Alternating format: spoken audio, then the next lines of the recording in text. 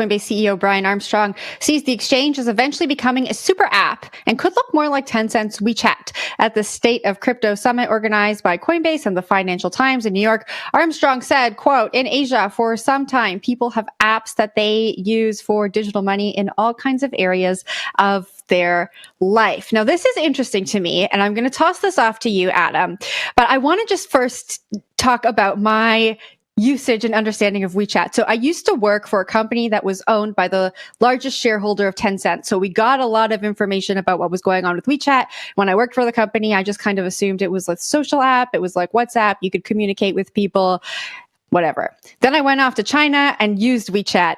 And WeChat is literally the lifeblood of operation in China. If you want to make a business deal, you do it on WeChat. If you want to pay for coffee, you do it on WeChat. If you want to buy a dress in the mall, you have to use WeChat.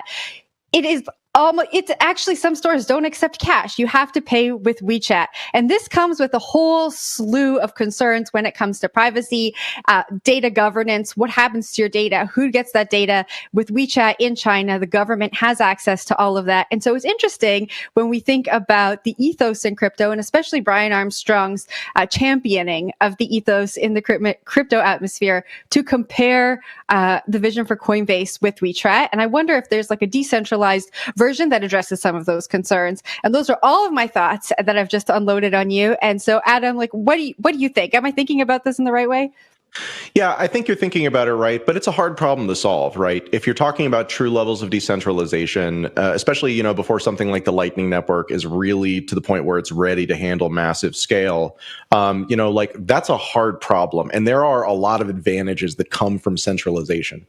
So the ability to do microtransactions and stuff like that typically is something that's happened in these types of platforms because they don't actually have to do a transaction, right? They can just kind of move around, off-chain balances or off-sheet balances to make those modifications. But so like the can you do this in a fully decentralized way part? Probably not. But if you look at what Coinbase has done, they haven't really done a lot in a fully decentralized way. Their business is to abstract the complexity that comes from this. And there are some trusted parts of that. And again, it's a balance, right? A fully decentralized system is in some ways safer, in some ways more risky, because there's more responsibility on the individual end user. And that can be challenging, especially for early majority audiences.